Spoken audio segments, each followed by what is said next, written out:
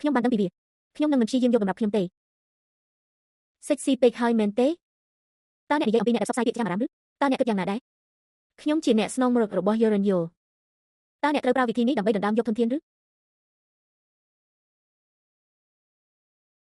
តាមការរំពឹងទុករបស់ចៅស្រីរបស់ខ្ញុំនិយាយបានល្អ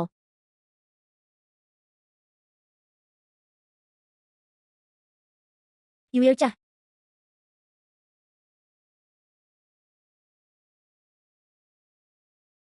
នៅក្នុងភ្នែករបស់អ្នកមានមូរឆាយប៉ុន្តែមិនមែនមូរស័យមែនទេតើមូរខោអាចល្អដូចមូរខៃយ៉ាងណាខ្ញុំនឹងជីកអ្នកពេលឃើញកូនហើយអ្វីបានជាខ្ញុំគ្មានប្រយោជន៍ខ្ញុំមិនអាចការពារខ្លួនបានល្អទេក្នុងរយៈពេលប៉ុន្មានឆ្នាំចុងក្រោយនេះរហូតមកដល់ពេលនេះខ្ញុំមិនទាន់បានរាយការណ៍ពី Shige Moriko ទេ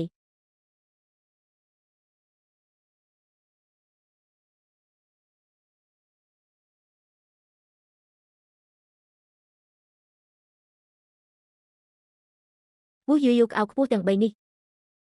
អ្នកណាគិតថាខ្ញុំសម្រាលបានលឿនម្ល៉េះតើអ្នកនៅតែចង់ដេញទេអ្នកខ្ញុំចិត្តអ្នកតើខ្ញុំនឹងធ្វើអ្វី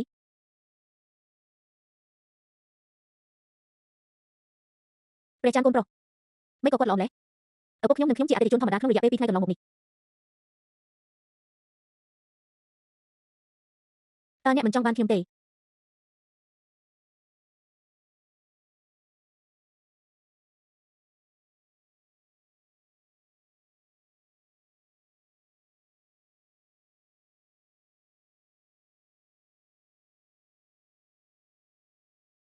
តើអ្នកមិនអាចនិយាយអ្វីនៅលើទូរស័ព្ទអ្នកត្រូវតែការពារខ្ញុំពីការជៀនពណ៌ខៀវវាមិនល្អទេប្រសិនបើនរណាម្នាក់ឃើញវាតើអ្នកខ្លាចអ្វីដូច្នេះជាច្រើនឆ្នាំបានកន្លងផុតទៅចងចាំពីគ្រោះថ្នាក់ពេលឃើញវាប្រាប់ខ្ញុំពីអ្វីដែលបានកើតឡើងស្ថានភាពបច្ចុប្បន្ននៅក្នុងមន្ទីរពេទ្យរបស់យើង Translate error នៅ translation ភាសាមនុស្សមានបញ្ហាអ្នកជំងឺទាំងអស់តស៊ូដើម្បីសង្គ្រោះខ្លួនឯងក្រេក៏មានផាសុកភាពផងដែរប្រសិនបើខ្ញុំអាចបង្កើតអាគារពោពី3ទៀតបន្ទាប់មកអ្នកជំងឺនឹងមានអារម្មណ៍ស្រួលក្នុងមួយថ្ងៃតើអ្នកបានគិតដល់កម្រិតណា3លានយកព្រមខ្ញុំនឹងទូរស័ព្ទទៅអ្នកភ្លាមវាគឺ30លានខ្ញុំបានចំណាយប្រាក់30លានដើម្បីទិញមន្ទីរពេទ្យនេះប៉ុន្តែខ្ញុំនៅតែមានប្រាក់សម្រាប់ចំណាយហើយអ្វីបានជាអ្នកមិនព្យាយាមនឹងមុំអ្វីដែលខ្ញុំចង់និយាយស្ដាប់ទៅអាក្រក់ណាស់មែនទេ30លានដល់អ្នកអតីនោះជាការទូទាត់ប៉ុន្តែសម្រាប់អ្នកលោកវែងនោះមិនមែនជាការលេចធ្លាយរវាងម្រាមដៃទេកុំភ្លេច15ឆ្នាំមុនខ្ញុំគឺជាជំនួយដ៏ធំមួយឥឡូវនេះបងប្រុសខ្ញុំមានការលំបាកបន្តិចហើយតើអ្នកគ្រាន់តែលើកដៃឡើងហើយនៅតែលេងមែនទេលីវផេងអ្នកគំរាមខ្ញុំកាលនោះយើងយល់ព្រម$5លានដើម្បីយល់ឥឡូវនេះអ្នកចង់ដោះស្រាយវាជំនួសវិញខ្ញុំបានឮពីវាចៅស្រីនៅផ្ទះថ្មីអ្នកត្រួតពិនិត្យរបស់ Uran Entertainment បានបង្ហាញខ្លួនប្រសិនបើនាងចង់ដឹងឪពុកម្ដាយរបស់នាងបានស្លាប់កាលពី15ឆ្នាំមុននិង1ឆ្នាំទៀតតើនាងនឹងឲ្យអ្នកទៅទេការស្លាប់របស់ឪពុកម្ដាយរបស់យោយោអ្នកមិនមានសំបីតែ10000អ្នកមិនចាំបាច់គំរាមខ្ញុំជាមួយរឿងនេះទេយើងទាំងពីរអ្នកជាគ្រួសារវងដូចគ្នាខ្ញុំបានដួលអ្នកមិនប្រសើរជាងទេនិយាយដូចនេះតើអ្នកមិនចង់នៅជាមួយខ្ញុំទេខ្ញុំអាចផ្ដល់ឲ្យអ្នក30លានប៉ុន្តែអ្នកត្រូវតែធ្វើរឿងមួយទៀតសម្រាប់ខ្ញុំតើមានអ្វីកើតឡើងខ្ញុំបានឮថាលោកយូគ្រាន់តែសម្រាប់នៅក្នុងទីធ្លាធំនេះតើអ្នកចង់វាយប្រហារលោកយូកុំបារម្ភគោលបំណងរបស់ខ្ញុំចង់ឲ្យទំនាក់ទំនងរវាងគ្រួសារយើងនិងឆេនយ៉ាបែកបាក់ខ្ញុំនឹងមិនដោះស្រាយជាមួយលោកយាយហ្គេងទេរបៀបធ្វើ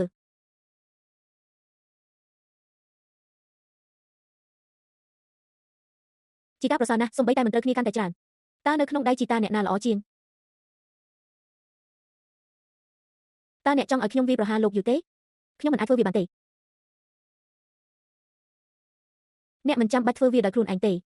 គ្រាន់តែគិលានុបដ្ឋាយិកាពីរអ្នកនឹងធ្វើលើកលែងតែវាជារឿងធម្មតាសម្រាប់អ្នកណាម្នាក់គ្រប់កាបូបខ្ញុំក៏មិនគិតអំពីវាដែរ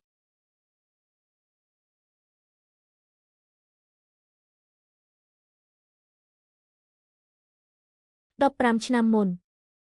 សៀងដែលត្រូវបានជ្រើសរើសជារៀងរាល់ខែប្រហែលជាមាន7ទៀតប្រព័ន្ធបញ្ចេញសំឡេង Rove ទទួលស្គាល់សត្រូវរបស់អ្នកដោយដៃឧត្តមសេនីយ៍របស់អ្នក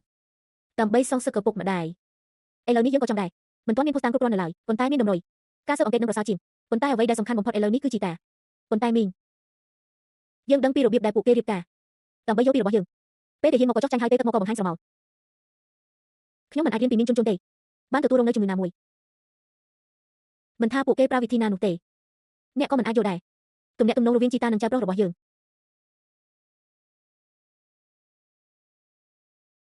ខ្ញុំខំធ្វើការ Yearend Entertainment អស់ជាច្រើនឆ្នាំគ្មាននរណាម្នាក់អាចរៀនពីយ៉ាងយន្តនឹងធ្វើជាចំណាប់ខ្មាំងបានទេអ្នកមកថ្មីអ្នករងទុក្ខខ្ញុំនឹងផ្ដល់ឲ្យអ្នកនៅអ្នកណាម្នាក់ដើម្បីជួយអ្នកឲ្យគេចចេញមកវិញលោកវែងតើនេះមានន័យយ៉ាងណាកុំគិតច្រើនពេកអ្នកស្នងរបស់ក្រុមហ៊ុនប្រសិនបើអ្នកអាចក្លាយជាកំពូលតារាល្បីវាត្រឹមត្រូវហើយគ្មានគ្រោះថ្នាក់ដល់ក្រុមហ៊ុនទេជាអនុប្រធានក្រុមហ៊ុនជាការពិតណាស់ខ្ញុំសង្ឃឹមថាក្រុមហ៊ុននឹងកាន់តែប្រសើរឡើង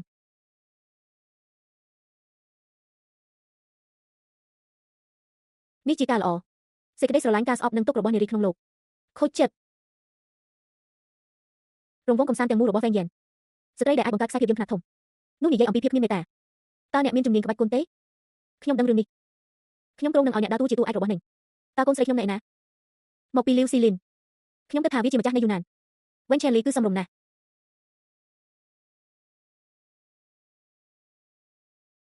ប្រសិនបើអ្នកចុះហត្ថលេខាលើប្រយោគនេះខ្ញុំអាចទម្លាក់ថេនឡាយមកវិញដើម្បីជួយអ្នក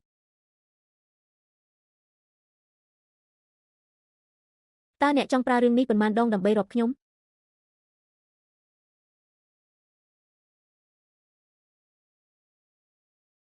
កញ្ញា Karen ស្មោះត្រង់ខ្ញុំមិនចង់សួរអ្នកទេយ៉ាងណាមិញវាគឺជាអ្នកដែលធ្វើឲ្យកូនស្រីខ្ញុំរងគ្រោះមហន្តរាយពីឡាវយូក្រុមហ៊ុននេះជាការខិតខំប្រឹងប្រែងរបស់ខ្ញុំជាច្រើនឆ្នាំមកហើយបើក្រុមហ៊ុនមានការអភិវឌ្ឍកាន់តែប្រសើរត្រីមួយបានចេញពីកន្លែងណាធម្មជាតិអាចផ្ដល់ឲ្យនាងនៅជីវិតដ៏ល្អបំផុតលោកវែងគឺជាមនុស្សដែលមានចិត្តទូលាយនិងមិនចេះខ្វល់ខ្វាយទោះបីជាខ្ញុំមិនដឹងថាអ្នកកំពុងរៀបចំផែនការអ្វីក៏ដោយប៉ុន្តែខ្ញុំដឹងវាច្បាស់ណាស់បើខ្ញុំត្រូវកាន់អំណាចនេះនឹងនាំសេះជាច្រើនមកខ្ញុំមិនថាអ្នកលេងល្បិចអ្វីទេខ្ញុំនឹងធ្វើវាទោះយ៉ាងណាក៏ដោយខ្ញុំមានចំណុចមួយសូមមេត្តាត្រូវតែត្រឡប់មកវិញបើមិនដូច្នេះទេ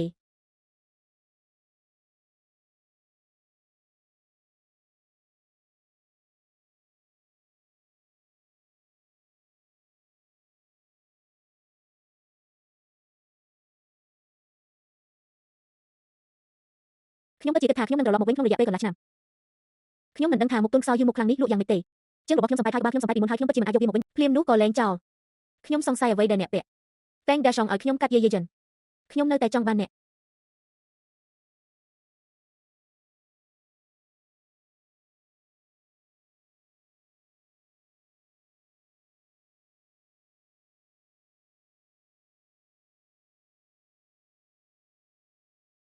ទោះជាយ៉ាងណាក៏ដោយខ្ញុំនឹងសុំនាងឲ្យអ្នកត្រឡប់មកវិញ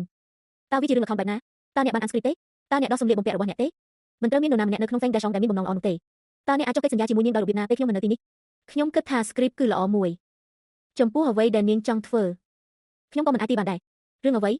Savage តើនេះជារូបរាងអ្វីទន្លេនិងបឹងដែលជាវីនារីដែលមានភ្នែកកាច់សាហាវកូនស្រីខ្ញុំមានឈ្មោះថា Liu Selen តួឯកប្រុសគឺ Wen Chenli វាជារឿងល្ខោនដ៏ល្អមួយ